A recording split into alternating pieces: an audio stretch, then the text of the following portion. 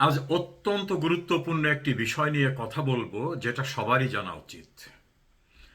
বাংলাদেশের অত্যন্ত জনপ্রিয় একটি দৈনিকের সম্পাদক, যাকে ইউনূস সরকার আসার পরে জোর করে ক্ষমতাচ্যুত করা হয়, তার সঙ্গে আলাপ আলোচনায় তিনি বলছিলেন শেখ হাসিনা নেই, তার পদত্যাগের বিষয়টি এখন আলোচনার বাইরেই চলে গেছে।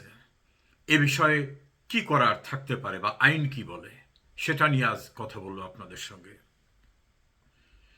২০২৪ সালে ভয়ঙ্কর পরিস্থিতিতে শেখ হাসিনার নিরাপত্তার দায়িত্বে নিয়োজিত থাকা রাষ্ট্রের সংশ্লিষ্ট বাহিনী তাকে রক্ষা করার জন্য তার জীবন বাঁচাতে রাষ্ট্রীয় প্রোটোকলে দেশের বাইরে নিয়ে যান এবং সেখানে রেখে আসেন।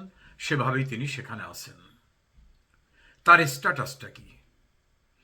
পরবর্তীতে ডক্টর মোহাম্মদ ইউনূস নামক এক ব্যক্তি প্রধান উপদেষ্টা হিসাবে দায়িত্ব গ্রহণ করেন এবং আরও কিছু উপদেষ্টারা বেশ কিছুদিন রাষ্ট্র বা সরকার পরিচালনা করেন।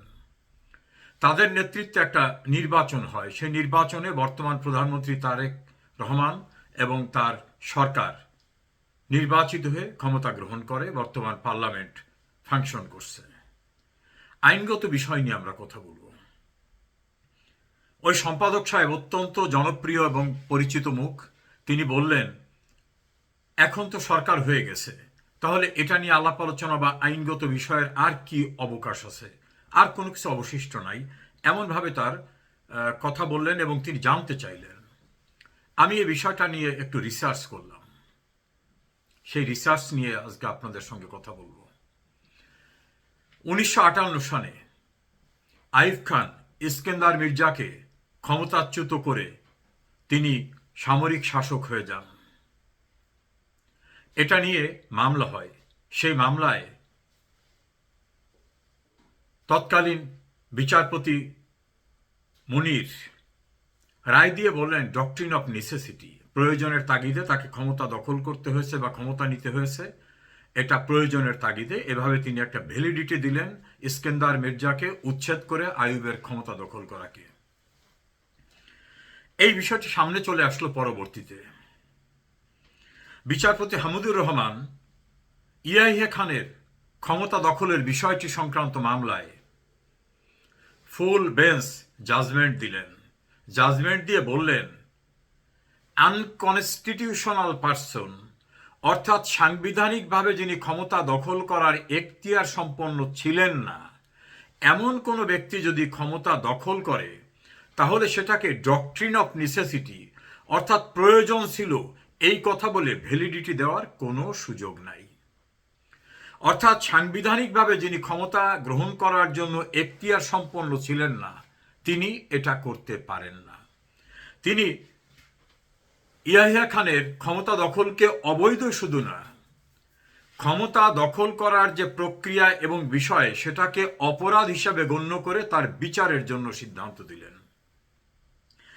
এই রায়টা হলো ১৯৭২ সনে রিপোর্টেড কেস। একইভাবে সিন্ধ হাইকোর্টের পাকিস্তানের সাবেক প্রধান বিচারপতি ইফতেখার মাহমুদের বিখ্যাত রায়, সেই রায়ে Pakistan federal court, Sindh high court bar association versus federal of Pakistan নামে পরিচিত এই মামলায় রায় দিয়ে বললেন, যার কোনো এখতিয়ারই ছিল না ক্ষমতা দখল করার, তিনি ক্ষমতা দখল করতে পারেন না। আর যদি তিনি করেন, তাকে কোনোভাবেই ডক্ট্রিন অফ নেসেসিটি, মানে প্রয়োজনের তাগিদে অনিবার্য ছিল, এই অজুহাত দিয়ে হবে না। কারণ ডক্ট্রিন অফ নেসেসিটি, এই প্রিন্সিপালটা হয়েছিল আইনানুগ প্রক্রিয়ায় যেখানে অনিবার্যতা, শুধু সেই ক্ষেত্রে। তা যিনি আইনানুগ বা কনস্টিটিউশনালি এন্টাইটেলড না, তিনি কোনোভাবে ইন্টারফেয়ার করা বা ক্ষমতা দখল করা, এটাকে বৈধতা দেওয়ার সুযোগ নাই। তাহলে পাকিস্তানের আসমা জিলানির মামলায় এবং সিন্ধ হাইকোর্ট বার অ্যাসোসিয়েশনের মামলায় প্রধান বিচারপতি হামিদুর রহমান এবং পরবর্তীতে প্রধান বিচারপতি ইফতেখার জাজমেন্ট দিয়ে বললেন, আইয়ুবকে বৈধ ঘোষণা করাটা যথার্থ ছিল না, সেটাকে রিভাইজ করে দিলেন। বাংলাদেশে বঙ্গবন্ধু হত্যার পরে ক্ষমতা দখল এবং তার পরবর্তী সকল কৃতকার্যকে বৈধতা দিয়ে সংবিধানের পঞ্চম সংশোধনী পাশ করা হয়েছিল জিয়াউর রহমান ক্ষমতায় থাকা অবস্থায়। জিয়াউর রহমানকে বৈধতা দেওয়ার জন্য জিয়াউর রহমান, মোস্তাক, বিচারপতি আবু সাদাত মোহাম্মদ সাইম এদেরকে এবং যারা বঙ্গবন্ধুকে খুন করেছিল তাদেরকে পঞ্চম সংশোধনী মামলায় আমাদের সুপ্রিম কোর্ট, বাংলাদেশের সুপ্রিম কোর্ট বলে দিলেন না, কোনোভাবেই এটাকে বৈধতা দেওয়া যাবে না। তারা সেটাকে অবৈধ ঘোষণা করলেন এবং এই জাতীয় তস্করের মতো দেশদ্রোহিতা নিয়ে যারা অবৈধ প্রক্রিয়ায় ক্ষমতা দখল করে এবং এ জাতীয় অন্যায় করে, সংবিধান লঙ্ঘন করে, তাদের বিচারের জন্য আইন প্রণয়ন করার কথা বলে দিলেন। এর প্রেক্ষিতেই কিন্তু সংবিধানের ৭-এর ক অনুচ্ছেদ সংযুক্ত হয় যে যারা সাংবিধানিক বিধিবিধানকে অস্বীকার করবে, ভায়োলেট করতে প্ররোচনা যোগাবে, সমর্থন করবে, অনুসমর্থন করবে, তারাও অপরাধী, তাদেরও বিচার করতে হবে এবং তাদের অপরাধকে বলা হবে রাষ্ট্রদ্রোহিতা। জেনারেল এরশাদ ক্ষমতা দখল করার পরে একই প্রক্রিয়ায় তিনি তার দখলকে বৈধতা দেওয়ার জন্য তার সংখ্যাগরিষ্ঠতার জোর দিয়ে তিনি সংসদে সংবিধানের ৭ম সংশোধনী আনলেন, পাশ করলেন। সেটাকেও আমাদের সুপ্রিম কোর্ট বলে দিল না, এটা অবৈধ, হবে না। তাহলে পাকিস্তানে আইয়ুব খানের ক্ষমতা দখল, ইয়াহিয়া খানের ক্ষমতা দখল এবং অন্য আরো কতগুলি ঘটনা নিয়ে বিচারপতি হামিদুর রহমানের, বিচারপতি মুনিরের, বিচারপতি ইফতেখারের যে জাজমেন্টগুলোর কনসাইজ ডিসিশনটা হয় যে যিনি আইনসঙ্গতভাবে কিছু করার এখতিয়ার ছিলেন না, তিনি যদি কিছু করতে যান আইন ভায়োলেট করে, কনস্টিটিউশন ভায়োলেট করে, সেটাকে ডক্ট্রিন অফ নেসেসিটি, মানে খুবই প্রয়োজন ছিল এই জন্য করেছেন তাই মাফ করা গেল, এটা বলা যাবে না।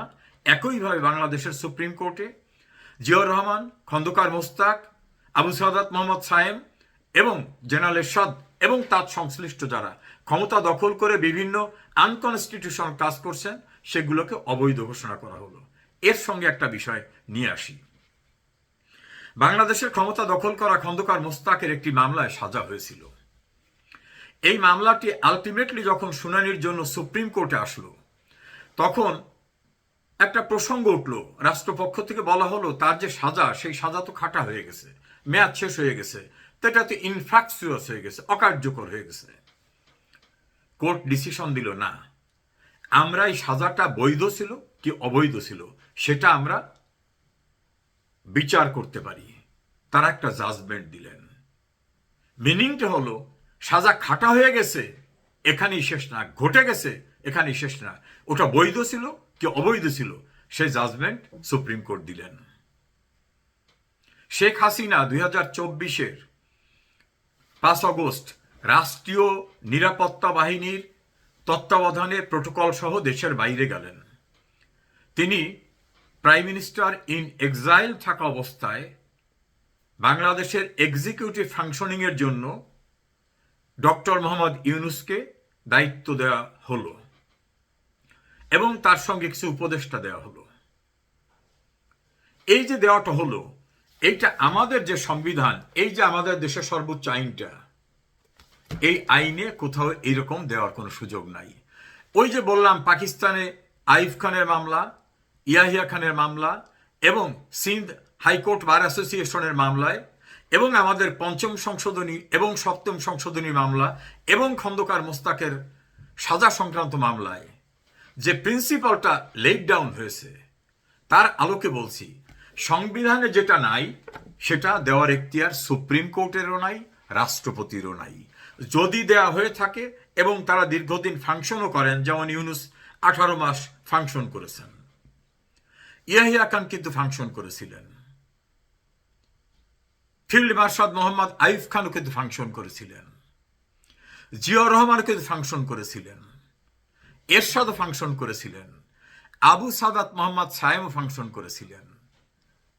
সমস্ত ক্ষমতা দখল এবং তাদের দায়িত্ব পালনের বিষয়টাকে আমাদের বাংলাদেশের সুপ্রিম কোর্ট এবং পাকিস্তান সুপ্রিম কোর্ট 1958 সালে, 72 সালে এবং বাংলাদেশে পরবর্তীতে অবৈধ ঘোষণা করেছে।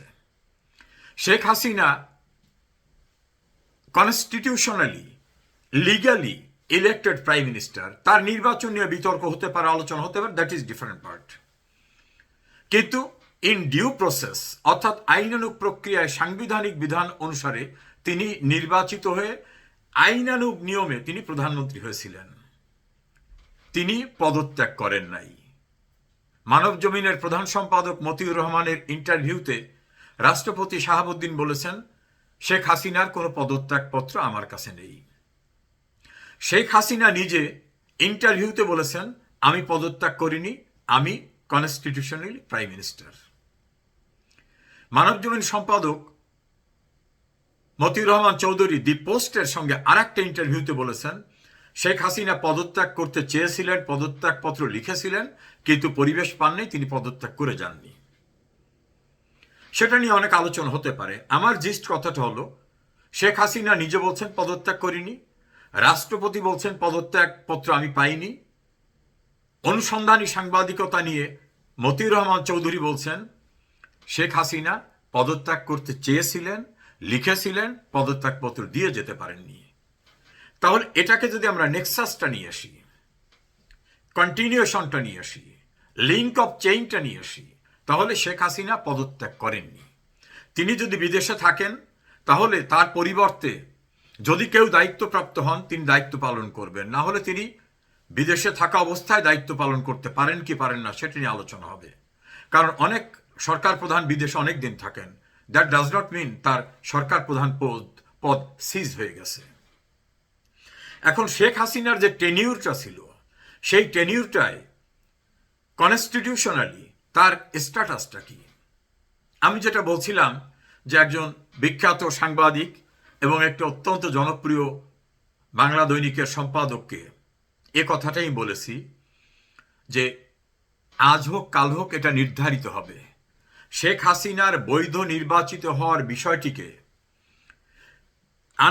আনুষ্ঠানিকভাবে, অর্থাৎ সংবিধানের ৫৭ অনুচ্ছেদে যেখানে বলা হয়েছে প্রধানমন্ত্রীর পদ শূন্য হবে কখন, তিনি কোনো সময় রাষ্ট্রপতির নিকট পদত্যাগপত্র যদি প্রদান করেন, অথবা তিনি যদি সংসদ সদস্য না থাকেন, অথবা সংসদের সংখ্যাগরিষ্ঠ সদস্যদের সমর্থন হারাইলে প্রধানমন্ত্রীর পদত্যাগ করিবেন, কিংবা সংসদ ভাঙিয়ে দিবার জন্য লিখিতভাবে রাষ্ট্রপতিকে পরামর্শ প্রদান করিবেন, এবং অনুরূপ পরামর্শ প্রদান করিলে রাষ্ট্রপতি যদি সংসদ ভাঙিয়ে দেন, অর্থাৎ সংসদ ভেঙে দিতে হবে, তাও শেখ হাসিনার লিখিতভাবে রাষ্ট্রপতিকে অনুরোধ করতে হবে, অথবা শেখ হাসিনা কনফিডেন্স হারাবেন, অথবা তিনি সংসদ সদস্য পদ হারাবেন, অথবা তিনি রিজাইন দেবেন। এর বাইরে তার প্রধানমন্ত্রিত্ব পজিশনটা সিজ হওয়া বা শূন্য হওয়ার কোনো সুযোগ নাই। আমি একজন আইনের ছাত্র হিসাবে এবং পাকিস্তান সুপ্রিম কোর্টের বিখ্যাত ৩ জন প্রধান বিচারপতি, বিচারপতি মুনির, বিচারপতি হামুদুর রহমান, বিচারপতি ইফতেখার মাহমুদ এবং বাংলাদেশের সুপ্রিম কোর্টের ৩টি জাজমেন্টকালীন সময়ে ৩ জন প্রধান বিচারপতির এই ৬টি জাজমেন্টকে রেফার করলাম। তার নির্যাস হচ্ছে, তার মোদ্দা কথা হচ্ছে, যিনি কনস্টিটিউশনালি এন্টাইটেলড না, তিনি যদি ক্ষমতা দখলও করেন, তিনি যদি দীর্ঘদিন কাজ করেন, যেমন আইয়ুব খান করেছিল, ইয়াহিয়া খান করেছিল, আবু সাদাত মোহাম্মদ সাইম করেছিল, মোস্তাক করেছিল, জিয়াউর রহমান করেছিল, হোসেন মোহাম্মদ এরশাদ করেছিল, কোনোটাই ওটা বৈধতা আসবে না। তাদের দায়িত্ব গ্রহণ কোনোভাবে ডক্ট্রিন অফ নেসেসিটি যে প্রিন্সিপালটা, সেই প্রিন্সিপালে আসবে না। দোসর মামলায়, আসমা জিলানির মামলায়, সিন্ধ হাইকোর্টের মামলায়, বাংলাদেশের ৫ম সংশোধনী, ৭ম সংশোধনীর মামলায় এগুলো ডিসাইডেড। এবং পৃথিবীর অন্য অন্য দেশেও এই জাতীয় কোনো জাজমেন্ট নাই যে অবৈধ ক্ষমতা দখলকারীকে ডক্ট্রিন অফ নেসেসিটি দিয়ে বৈধতা দেওয়া যাবে বা ওই মেয়াদকে কোনোভাবে কন্ডোন করা যাবে, গ্রহণ করা যাবে, বৈধতা দেওয়া যাবে, এমন কোনো জাজমেন্ট নাই। যারা বিষয় সম্পর্কে আগ্রহী তারা দোসর মামলায়, আসমা জিলানির মামলা, সিন্ধ হাইকোর্ট বার অ্যাসোসিয়েশনের মামলা, বাংলাদেশের ৭ম সংশোধনী, ৫ম সংশোধনী এবং খন্দকার মোস্তাক সংক্রান্ত মামলার রায় পড়ে দেখতে পারেন। শেখ হাসিনার স্ট্যাটাস লিগালি, কনস্টিটিউশনালি যে পজিশনটা আমি কতগুলো জাজমেন্টের আলোকে বললাম, খতিয়ে দেখুন।